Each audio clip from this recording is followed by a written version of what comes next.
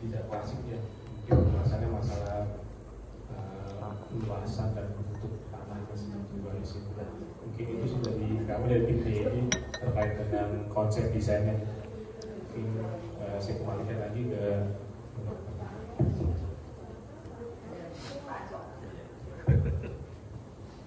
selanjutnya tentang struktur ya Pak ya.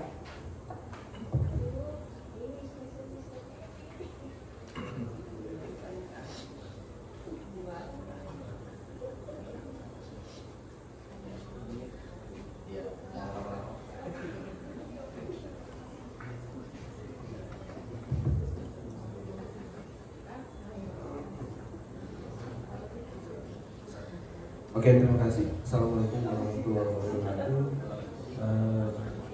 Di sini nanti kami akan memaparkan mengenai konsep desain untuk struktural bangunan rumah sakit Balikpapan Timur. Jadi kalau presentasi sebelumnya sudah memberikan visual yang cantik, kalau kali ini lebih ke angka-angka. Jadi mungkin agak pusing ya. Baik, ini untuk lokasi mungkin sudah digambarkan tim sebelumnya, jadi sudah dilakukan topografi.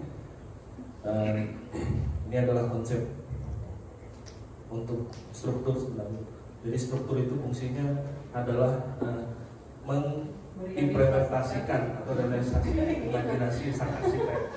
Arsiteknya yang menghayal. Ya, jadi arsitek mungkin bisa menghayal dengan bentuk-bentuk yang macam-macam, tapi akhirnya tetap akan mengikuti kaidah atau konsep desain dari struktur.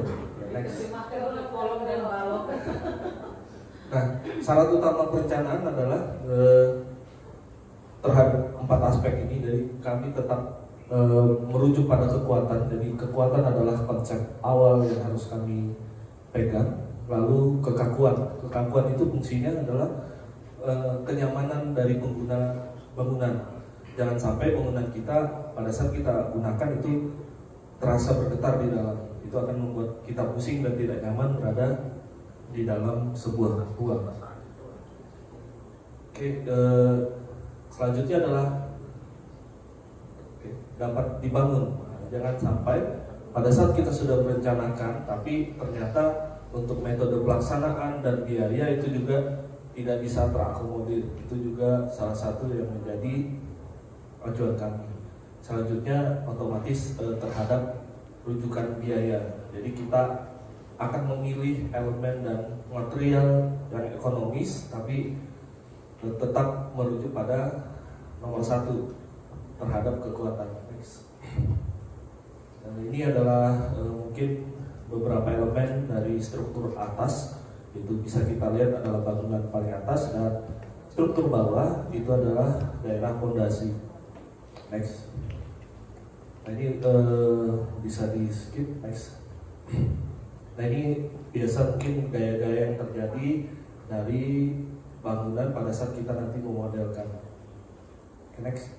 Nah konsep desain kita adalah strong column with beam. Jadi kita akan memperkuat kolom dibanding balok. Kenapa? Jangan sampai nanti pada saat terjadi misalnya bencana alam seperti gempa, itu bangunan kita akan runtuh duluan kalau kolomnya lemah.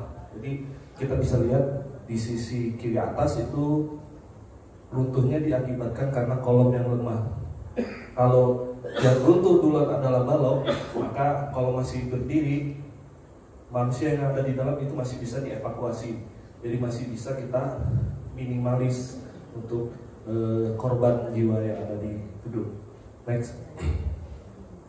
Nah ini konsep gedung bertingkat, biasanya 3-4 lantai ke atas itu disebut low rise building. High rise-nya itu biasanya lebih dari 10 meter. Next. Nah untuk bentuk sipil sendiri lebih menyukai bentuk-bentuk yang simetris. Jadi fungsinya simetris ini adalah pada saat nanti terjadi beban eksternal seperti gempa, kita ingin distribusi gaya yang terjadi pada satu bangunan itu bisa menyebar secara simetris, atau maksudnya merata. Nah itu yang kita inginkan. Jangan sampai bentuk-bentuk yang seperti ada di bawah itu sebaran distribusinya otomatis tidak akan merata. Berarti kalau misalnya tidak merata, akan ada satu elemen yang menanggung beban yang cukup besar. Otomatis berarti dimensinya juga tidak sama dengan dimensi elemen lainnya. Next. Nah ini bentuk yang tidak menentukan. Jadi biasa ada yang menaruh kolom di atas balok, tapi di bawahnya tidak ada kolom. Itu juga sangat merusak atau mengganggu perilaku dari struktur bangunan. Next. Nah ini pengaruh gempa. Jadi kalau misalnya terjadi gempa, biasanya memang itu terjadinya di tanah. Gerakan itu terjadi di tanah. Hanya saja massa yang terjadi pada bangunan itu akan mengakibatkan perubahan perilaku atau distribusi beban itu akan tidak seimbang. Next. Nah ini kita juga menerapkan konsep deletasi karena kita ketahui bangunan kita ini panjang di gedung A sendiri itu sampai 100 meter. Jadi nanti kita memang akan buat deletasi. Next. Nah ini juga terhadap kondisi tanah. Fungsinya deletasi ini jangan sampai terjadi penurunan yang tidak seragam. Jadi kalau misalnya kita bangun itu sepanjang 100 meter, dia akan rusak seperti yang di atas. Jadi hampir semua bangunan itu terjadi retak. Tapi kalau misalnya terjadi kita buat deletasi, itu segmentasi beberapa bangunan saja yang rusak. Yang lain masih bisa berdiri dengan baik. Okay, next. Nah ini juga salah satu penurunan. Ini perilaku terhadap geotekniknya. Nanti berdasarkan hasil soal investigasi, kita akan lakukan analisis apakah ada potensi terhadap different settlement ini. Nah kita juga diwajibkan untuk memasukkan beban gempa karena kita bisa lihat dari atas itu adalah peta gempa di 2002 sampai di 2019 itu zonasi itu berubah. Jadi di 2002 itu hanya di sisi timur Kalimantan, Berau, Balikpapan, Samarinda. Di 2019 ini sudah sampai Palangkaraya. Jadi imbas gempa yang terjadi itu cukup signifikan. Apalagi yang terbaru kemarin sudah keluar peta 2022, itu juga hampir 3/4 Pulau Kalimantan sudah terkena imbas gempa. Next. IKN juga. IKN gempa saja IKN. Nah untuk material yang digunakan, kita menggunakan FG Prime 30 MPa untuk seluruh beton bertulang. Nanti untuk tulangannya kita menggunakan yang terbaru, menggunakan FGIL 280 MPa untuk yang polos dan FGIL 420 MPa tipe B untuk kulit. Nah untuk metode perhitungan kita menggunakan konsep metode variant element. Variant element ini adalah memilah-milah sebuah elemen itu dipotong-potong. Jadi nanti setelah kita pilah-pilah, dia akan memberikan informasi tegangan yang terjadi, momen yang terjadi itu dihitung dengan analisis matematika. Jadi nanti ada konsep matrik. Nah setiap pilah-pilah atau garis-garis itu dia akan memberikan informasi tegangan yang terjadi, gaya dalam yang terjadi dari elemen. Nah program ini banyak yang sering familiar itu SAP 2000, ETAPS. Indonesia sendiri sudah mengeluarkan programnya itu Sanspro, itu dari Bandung, ANSYS dan lain-lain. Next. Ini untuk geoteknik nanti kita menggunakan GeoSloop dan EnSloop itu yang diseksi. Ini untuk program kami menggunakan Sanspro versi 520 itu diseksi. Dan konkret desainabilitas itu juga programnya lisensi semua. Untuk geotekniknya juga kita gunakan software yang lisensi. Next. Nah ini adalah lisensi program kami, jadi nanti yang kita pakai untuk menganalisis. Nah untuk pembebanan kita menggunakan SNI 1727 di 2013 yang terbaru. Nanti juga memang kita akan melakukan simulasi dan mengelompokkan beban dan alat-alat yang akan digunakan di dalam ruang tersebut. Next. Nah ini kita coba modelkan. Jadi pemodelan 3 dimensinya seperti itu kita sudah lakukan delimitasi, dan untuk beban masih beban standar karena masih collecting alat-alat yang akan digunakan di dalam rumah. Next. Untuk jenis pembebanan seperti standar kita pakai beban mati, hidup, dan gempa. Nah ini zonasi gempa yang kita ambil, jadi nanti zonasinya menyesuaikan lokasi yang ada. Nah ini untuk informasi pergerakan tanah pada saat gempa nanti itu kita bisa ambil dari situsnya PU, jadi Spectrum Response Design. Nanti menyesuaikan koordinatnya, dia akan memberikan informasi background akselerasi.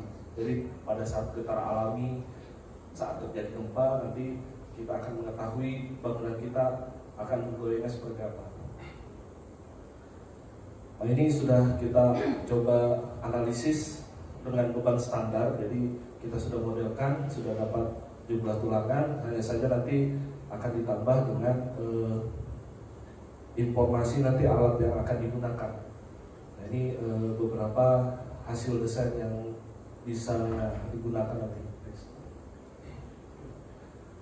Kita juga menghitung getar bangunan yang terjadi. Jadi minimum getaran bangunan itu amplitudenya itu tidak boleh kurang dari 7 Hz. Jadi kalau 7 Hz dia akan terlalu goyang. Jadi pada saat kita masuk ke dalam, kita berdiri 5 menit itu sudah pusing. Nah ini tidak boleh lebih, tidak boleh kurang dari 7 Hz. Karena amplitudo semakin kecil dia akan semakin cepat. Jadi kalau misalnya semakin besar agak lambat. Jadi getaran juga. Ini kita juga sudah melakukan analisis geoteknik. Ini rencana investigasi kita sudah lakukan. Jadi ada 6 boring dan ada 6 titik sondir. Nah untuk stratigrafi tanahnya bisa terlihat bahwa ini di kedalaman 10 meter itu konsisten NSPT sudah 60. Jadi di kedalaman 7 meter sendiri NSPT sudah jenis tanah sudah kaku. Jadi sudah NSPT 50 dan di 8 meter itu sudah konsisten di 60. Jadi kemungkinan kita akan menggunakan fondasi dangkal yang sumuran karena menyesuaikan dengan hasil boring. Nah, korelasi juga terhadap hasil sondir kita bisa lihat. Jadi nilai konus mencapai 250 km per cm square itu di kedalaman 8 meter. Jadi hampir sama dengan hasil boring kita. Nah, nanti kita akan coba simulasi geotekniknya dan perilaku tiang di dalam tanah nanti pada saat terkena gempa dan juga kondisi layarnya. Nah ini perhitungan sementara sebelum ada alat. Jadi kita sudah hitung berapa titik. Ini masih menggunakan ball file. Jadi karena baru tadi pagi dapat hasil investigasinya, ternyata data tanah sendiri di kedalaman 7 meter sudah NSPT 60. Jadi nanti mungkin kita akan berubah menjadi fondasi sumuran. Itu juga akan mempermudah pekerjaan dan juga tidak akan mengganggu bangunan yang ada di sekitar. Ya, mungkin itu dulu dari kami. Mohon masukan dan arahan dari terima kasih. Ya, terima kasih Bapak. Itu tadi gambar DED, kemudian beberapa penjelasan dari tim konsultan PT Yodia, dan tadi terakhir struktur. Mungkin ada masukan dari Bapak Ibu tadi, Pak Firman ya. Silakan Bapak.